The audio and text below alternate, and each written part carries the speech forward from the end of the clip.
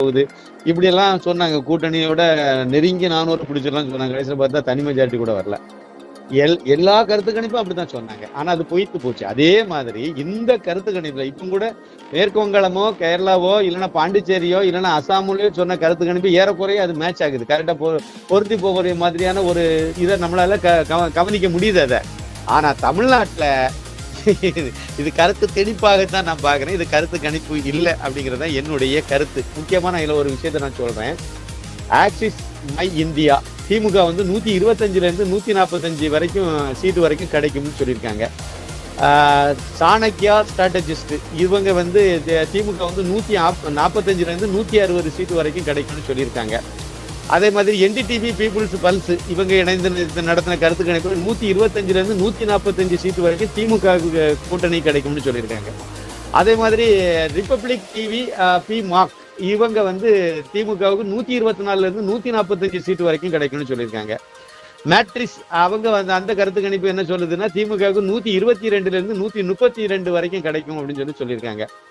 அக்னி அப்படிங்கிறது வந்து திமுகவுக்கு 169 டாப்புக்கு போயிட்டாங்க, கிடைக்கும் அப்படின்னு சொல்லியிருக்காங்க.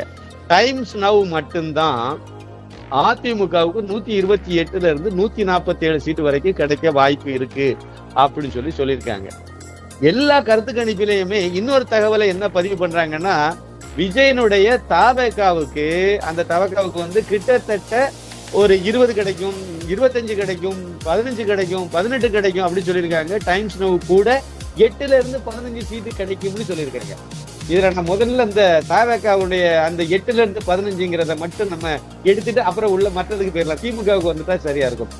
8ல இருந்து 15 சீட்டு தவகாவுக்கு கிடைக்கும்னு இவங்க இந்த கருத்துங்க எல்லா கருத்து கணிப்புலையும் சொல்லிட்டாங்க. ஒண்ணுல கூட டைம்ஸ் நவ்ல மட்டும்தான் அதிமுக கூட்டணி ஆட்சியை பிடிக்கும்னு சொல்லியிருக்காங்க. ஆனா அவங்க கூட தவகாவுக்கு வந்து 8ல இருந்து 15 சீட்டு கிடைக்கும்னு தான் போட்டிருக்காங்க. இப்ப நான் என்ன கேட்கிறேன்னா, செங்கோட்டையன் வெற்றி பெறுவார்னு செங்கோட்டையனுக்கே நம்பிக்கை இல்லை. அவர் வெற்றி பெறுவாரா? வெற்றி பெற மாட்டாரு. சரி, ஆதவ் அர்ஜுனா வெற்றி பெறுவாரா? வாய்ப்பே இல்லை ராஜா. அப்படித்தான் அது நிலவரத்துல இருக்கு. சரி, அப்புறம் வந்து புஷி ஆனந்த் அவரு வெற்றி பெறுவாரா அப்படின்னா அவரும் வெற்றி பெறதுக்கு வாய்ப்பு இல்லை. இதை யதார்த்தமா உள்ள நிலவரம் அதுதான் இருக்கு. ஓட்டு வாங்குவாங்கன்னு சொல்லுங்க, ஓட்டு நிறைய கிடைக்கும்னு சொல்லுங்க, ஒத்துக்கலாம். ஒரு 20,000 கிடைக்கும், 30,000 கிடைக்கும், இல்ல 40,000 ஓட்டு கிடைக்கும்னு சொன்னா கூட வாய்ப்பு இருக்கு. ஆனா இவங்க யாருமே வெற்றி பெறாத போது விஜய் மட்டும் எப்படி வெற்றி பெறுவார்னு சொல்றீங்க? ஆனா சொல்றாங்க திருச்சியில வந்து அவர் திருச்சி கிழக்குல வந்து ஜோசப் விஜய் வந்து வெற்றி வாகை சூடுவார்னு சொல்றாங்க. அது அங்க உள்ள மக்கள் சொன்னது. ஆனா உறுதியா அது வெற்றி பெறுவாரா அப்படிங்கிறது அங்கேயும் ஒரு கேள்விக்குறியா தான் இருக்கு. அங்கேயும் கேள்விக்குறியா தான் இருக்கு. வெற்றி பெறலாம், ஒரு வேளை போராடி வெற்றி பெறதுக்கு வாய்ப்பு இருக்குன்னு எடுத்துக்கலாம். சென்னையில பெரம்பூர்ல வெற்றி பெறுவாருங்கிறதே கேள்விக்குறி. முக்கியமான விஷயம் தெரியுமா, ஜோசப் விஜய்னு சொல்லி அவரே சொன்னார். ஒரு சமயத்துல வந்து நம்ம தர்ம போராளி ஹெச்ராஜாஜி வந்து அவரை ஜோசப் விஜய் தான் அவருடைய லெட்டர் பேட்ல இருக்கு. அவருடைய ஆக்டராக அவர் நடிகராக இருந்த நேரத்தில் அவருடைய லெட்டர் பேட்ல ஜோசப் விஜய்னு வச்சிருந்தார். இதை அவர் சொன்னாருங்கிறதுனாலே அவரை எல்லாரும் கரிஞ்சு கொட்டிட்டு செஞ்சாங்க இந்த கும்பல் அவ்வளவுமே. ஆனா இவர் கட்சி ஆரம்பிச்ச உடனே லெட்டர் பேட்ல வெறும் விஜய்னு போட்டு வச்சார். கையெழுத்து சி விஜய் ஏதோ அதை மட்டும்தான் போட்டாரு.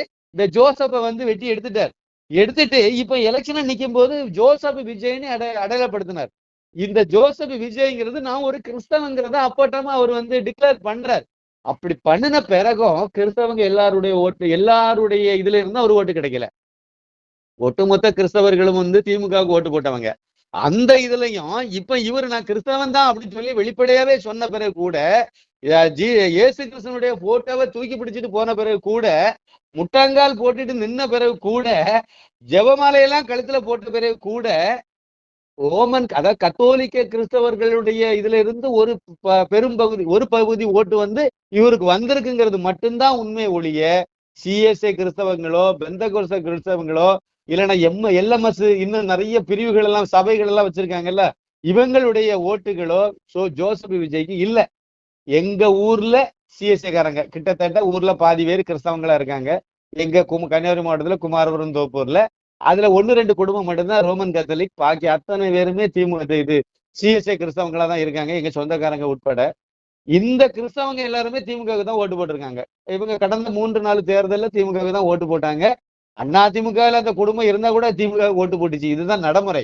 ஆனா இந்த எலெக்ஷன்ல அவங்க அதே தான் செய்திருக்காங்க. ஆனா பக்கத்து ஊர்ல ராவஜாவூர் ராமநாச்சம்பூர்ல முழுக்க கத்தோலிக்க கிறிஸ்தவர்கள்.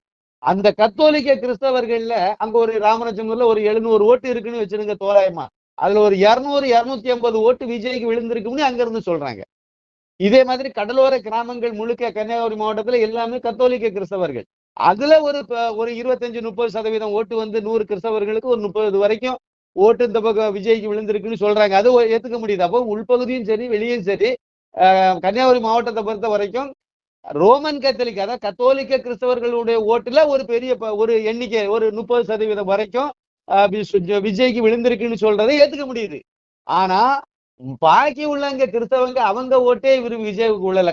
கத்தோலிக்க கிறிஸ்தவர்களும் முழுக்க 100% இவருக்கு விழல. சிஎஸ்ஐ கிறிஸ்தவங்களோ மற்ற பிரிவினரோ சுத்தமா இவருக்கு ஓட்டே போடல. அப்படி இருக்கும்போது எப்படி வந்து வெற்றி பெற முடியும்? கிறிஸ்தவங்க ஓட்டே முழுக்க உங்களுக்கு கிடைக்கல. நீங்க கிறிஸ்தவன் டிக்ளேர் பண்ண பிறகும் சரி இந்துக்கள் ஓட்டு எல்லாமே பிரிஞ்சுதான் விழுந்துச்சு, நான் அதை ஒத்துக்கிறேன். இப்ப நான் அடுத்த அடுத்த பாயிண்ட்டுக்கு வரேன். இந்துக்கள் ஓட்டுல வந்து இவருக்கு வந்து ஓட்டு வந்து இப்ப வெற்றி பெறணும் அப்படின்னா எப்படி பார்த்தாலும் ஒரு குறைஞ்சது ஒரு 35% ஓட்டு வாங்கினாதான் வெற்றி பெற வாய்ப்பு.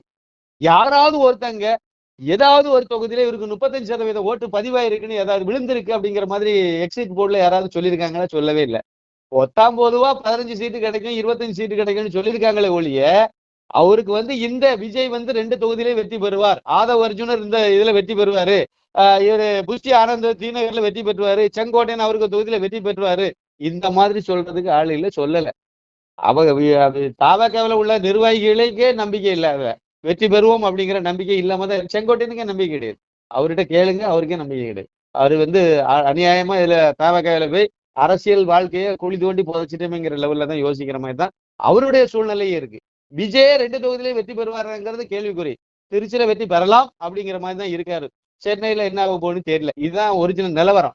அப்ப நீங்க 35% ஓட்டு நீங்க வாங்கினா வெற்றி பெறலாம் இன்றைய சூழ்நிலையில். ஏன்னா திமுக கூட்டணியும் அதிமுக கூட்டணியும் நேரம் வந்துட்டு இருக்கு. கிட்டத்தட்ட அவங்க பல்வேறு காரணங்கள்னால ஆளுங்கட்சிக்கு வந்து அதிருப்தி அதிகமா இருந்தாலும் அவங்க வந்து கிட்டத்தட்ட நிறைய ரூபா பட்டுவாடம் நல்லா பண்ணிருக்காங்க எல்லா இடமுமே. அப்படி இருக்கிறதுனால அந்த ரூபா கிராமத்துல இன்னமும் ரூபா கொடுத்தவனுக்கு ஓட்டு போடணுங்கிற ஒரு மனநிலை இருக்கு. அதிமுக காரங்களும் கொடுத்திருக்காங்க, தவக காரங்களும் பல்வேறு தொகுதிகளில் கொடுத்திருக்காங்க. இருந்தாலும் அந்த திமுகவுக்கு அந்த ரூபா வாங்கினவங்க ஏற்கனவே திமுக ஓட்டு போட்டவங்க எல்லாம் பழையபடி ஓட்டு போட வாய்ப்பு இருக்கு. அதனால அவங்களுக்கும் அந்த ஓட்டு நேரவா வர்றதுக்கு வாய்ப்பு இருக்கு. அதிமுக அணியும் கிட்ட நெருங்கி அதே அளவுக்கு மேல வர்றதுக்கு அதிமுக லீடு எடுக்கும் கூட்டணி. அதே சமயத்தில் திமுக அதுக்கு 2வது இடத்துல வரும். கிட்டத்தட்ட நெருங்கிதான் வருமே ஒழிய பெரிய 30,000 ஓட்டு வித்தியாசம் 50,000 ஓட்டு வித்தியாசத்துக்கு வாய்ப்பே இல்லை. இந்த சூழ்நிலையில இவர் 30% ஓட்டு வாங்கினாலே 60 தான் வரும். 30% ஓட்டு வாங்குறதா இருந்தால் ஒரு வேட்பாளர் 30% ஓட்டு வாங்கினா அந்த தொகுதியில குறைஞ்சது 2 லட்சம் ஓட்டு பதிவாயிருக்கும். எந்த தொகுதி எடுத்தீங்கன்னாலும் 2 லட்சம் ஓட்டுக்கு மேலதான் பதிவாயிருக்கு பெரும்பாலும். துறைமுகம் மட்டும்தான் எனக்கு டவுட்டா இருக்கு, 2 லட்சத்துக்கு கம்மியா கூட பதிவாயிருக்கும்னு நினைக்கிறேன். மற்றபடி எல்லா இடமுமே வந்து ஓட்டுப்பதிவு வந்து அதிகமா தான் ஆயிருக்கு. 2 லட்சத்தை கிராஸ் பண்ணி தான் இருக்கு பதிவான ஓட்டு. அதுல நீங்க 30% ஓட்டுங்கிறது 60,000 ஓட்டு. 60,000 ஓட்டு எந்த தொகுதியில எடுத்திருப்பாங்கன்னு கேளுங்க, இல்ல. ஆனா சொல்லுவாங்க நாங்க எடுத்திருக்கோம். 60,000 ஓட்டு இவங்க வாங்கினாங்கன்னா அப்பவும் அங்க இன்னொரு 2வது ஒரு பாயிண்ட் இருக்கு, அதை 2வது சொல்றேன். ஒரு அளவுக்கு வெற்றி பெற வாய்ப்பு இருக்குங்கிற லெவலுக்காவது கொண்டு போகலாம். யாருமே அப்படி சொல்லலையே. 20% ஓட்டு கிடைக்குங்கிறாங்க, 15 கிடைக்குங்கிறாங்க, 25 கிடைக்குங்கிறாங்க. யாராவது அளந்து பார்த்தாங்களா? செக் பண்ணி பார்த்தாங்களா? இந்த எலெக்ஷன்ல தான் செக் பண்ணி பார்க்க போறோம். அவருக்கு எவ்வளவு சதவீதம் ஓட்டு இருக்குங்கிறத இப்பதான் நம்ம கணிக்க போறோம், தெரிஞ்சுக்க போறோம், உறுதிப்படுத்த போறோம். அதுக்கு 4ஆம் தேதி தான் நம்ம உறுதியா தெரிய போகுது. இந்த அடிப்படையில பார்க்கும்போது அவங்களுக்கு வந்து 1-2 சீட்டு கிடைக்கிறதே பெரும்பாடு. ஒண்ணு விஜயகாந்தை விட விஜய் ஒன்னும் சூப்பர் ஸ்டார் கிடையாது. அதை நம்ம வந்து மக்கள் செல்வாக்கு உள்ள பெரிய தலைவராக நம்ம வந்து எடுத்துக்க முடியாது விஜய. ஏன்னா அவர்கிட்ட வந்தது எல்லாமே அவருடைய ரசிகர்கள்.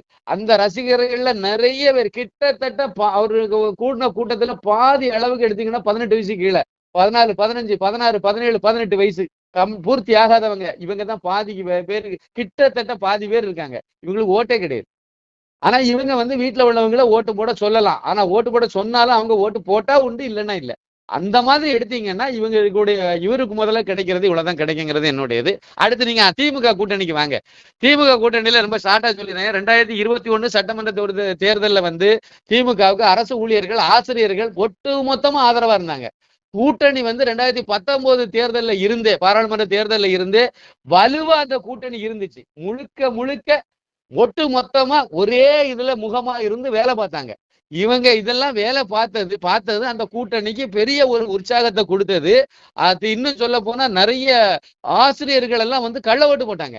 அவங்க வந்து ஒவ்வொரு இதுலயும் வந்து கிட்டத்தட்ட 100ல இருந்து 150 ஓட்டு வரைக்கும் அவங்க வந்து வேற வேற அதாவது வயசானவங்க ஓட்ட திருப்பி விட்ட கோஷ்டி இது மாதிரி நிறைய வேலை பார்த்தாங்க. எனக்கு தெரிஞ்சவங்களே என்கிட்ட சொல்லியிருக்காங்க. இதெல்லாம் வந்து செய்தாங்க. இதெல்லாம் ஒரு தொகுதிக்கு 20,000 ஓட்டுக்கு மேல இந்த மாதிரி திருட்டுத்தனமா மாத்தி விட்ட ஓட்டு, கள்ள ஓட்டு போட்டது, செத்தவன் ஓட்டு போட்டதெல்லாம் நடந்திருக்கு. அதிமுக வேட்பாளர்களை கூட இவங்க வந்து பல இடங்கள்ல வந்து விலை கொடுத்து வாங்கியிருக்காங்க. அந்த எலெக்ஷன்ல அவ்வளவு தூரம் நடந்துச்சு. இந்த எலெக்ஷன்ல அப்படியே ஒப்பிட்டு பாருங்க. அரசு ஊழியர்கள் ஆதரவு இல்ல, கூட்டணி வந்து முழுக்க ஜெல்லாகி வேலை செய்யல, கிரவுண்ட்ல எல்லாம் உள்குத்து வேலை தான் பார்த்துட்டு நடந்தாங்க. அவங்களுக்குள்ளே பயங்கர பிரச்சனை, தேமுதிகவுக்கு அதிகமான சீட்டு கொடுத்ததுல பிரச்சனை, இப்படி பல்வேறு விஷயங்கள்ல இவங்களுக்கு எல்லாமே நெகட்டிவா இருக்கும்போது எப்படி அவங்களுக்கு வந்து அந்த 2021 உள்ள ரிசல்ட் கிடைக்கும்னு எதிர்பார்க்க முடியும்? கிடைக்க வாய்ப்பு இல்லை. 2021 இன்னொரு முக்கியமான விஷயம் எங்களுக்கு சாதகமா இருந்தது. அதுக்கு முன்னாடி ஸ்டாலின் அவர்கள் முதலமைச்சராக நம்ம அவரை பார்க்கல. அப்போ ஒருவேளை கருணாநிதியை விட மு.க. ஸ்டாலின் ஏதோ ஒரு வகையில நல்லது செய்வார்னு நம்புறாங்க. ஆனா 5 வருஷத்துல இவரு என்ன நல்லது பண்ணாரு? குடும்பத்துக்கு அவங்க கொள்ளையடிச்சதை தவிர வேற என்ன நல்லது பண்ணாங்க? இந்துக்களை ரொம்ப இழிவுபடுத்தி கேவலப்படுத்தினாங்க. இந்து வழிபாட்டு முறைகள் எல்லாம் சீரழிச்சாங்க. கோவில் நகையெல்லாம் உருக்குனாங்க. கோவில் திருப்பரங்குன்றத்துல கோர்ட்டு உத்தரவு போட்ட பிறகு அங்க போய் தீபத்தை ஏத்த முடியாத அளவுக்கு தடுத்து கெடுத்தாங்க. இதைத்தானே செய்தாங்க. அப்ப இதுல கொஞ்சம் உணர்வு பூர்வமா இல்லைன்னா கொஞ்சம் விழிப்புணர்வு உள்ள இந்துக்காரன் யாராவது இவங்களுக்கு ஓட்டு போடுவாங்களா? பாயிண்ட் முடிஞ்சு போச்சு. சரி, அப்ப 2021 எவ்வளவு ஓட்டு வித்தியாசம்னு பார்த்தா ஒரு 5% ஓட்டு வித்தியாசத்துல வெற்றி பெற்றாதான் கணக்கு வருது. ஆனா ஓட்டுன்னு எடுத்தீங்கன்னா மொத்தத்துல 3 லட்சம் ஓட்ட 3.5 லட்சம் ஓட்டுல தான் வித்தியாசத்துல வெற்றி பெற்றாங்க. அப்ப இந்த 5 வருஷத்துக்குள்ள உள்ள அதிருப்தி இதெல்லாம் பாத்தீங்கன்னா இன்னும் படுபாதாளத்துக்கு போயிட்டாங்க. இந்த சூழ்நிலையில அவங்க வந்து வெற்றி பெறதுக்கு அவங்க நினைக்கிற ஒரே காரணம் என்னன்னா, விஜய் வாங்குற ஓட்டு எல்லாமே அதிமுக பாஜக அணியில உள்ள ஓட்டை தான் அவர் வாங்கியிருக்காருன்னு நம்பிட்டு இருக்காங்க. ஆனா உண்மையிலே அது இல்ல. விஜயனுடைய ஓட்டு எல்லாமே விடுதலை சிறுத்தைகள் திமுக இதுல உள்ள ஓட்டு தான் அதிகமா. 10 ஓட்டு எடுத்தீங்கன்னா 2 ஓட்டு வந்து அதிமுக அணியில உள்ள ஓட்டு போறதுக்கு வாய்ப்பு. அதிகபட்சமா 3ன்னு வச்சுடுங்க. ஆனா 5 ஓட்டு திமுக, 5ல இருந்து 6 ஓட்டு திமுக ஓட்டு போயிருக்கு. இப்ப நீங்க என்ன பண்ண போறீங்க? இதுல இருந்து அப்படியே டபுள். அதாவது 10 ஓட்டுல இப்படி எடுத்துடுங்க.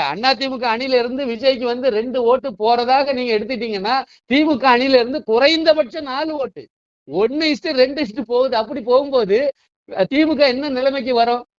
முஸ்லிம்கள் எல்லாம் வந்து நிறைய பேர் விஜய்க்கு ஓட்டு போட்டிருக்காங்க. முஸ்லிம்கள் உள்ள இளம் பெண்கள் இளைஞர்கள் எல்லாம் நிறைய பேர் விஜய்க்கு ஓட்டு போட்டிருக்காங்க. இவங்க எல்லாம் போன எலெக்ஷன் வரைக்கும் திமுகவுக்கு ஓட்டு போட்டவங்க. திமுகவுக்கு ஓட்டு போடணும்னு இந்த வாட்டியும் பிரச்சாரம் பண்ணாங்க. ஜமாத்துல எல்லாம் சொன்னாங்க. அதை மீறி போய் போட்டிருக்காங்க. விஜய்க்கு ஓட்டு போட்டிருக்காங்க. இந்த ஓட்டு திமுக ஓட்டு தானே விஜய் எடுத்திருக்காரு.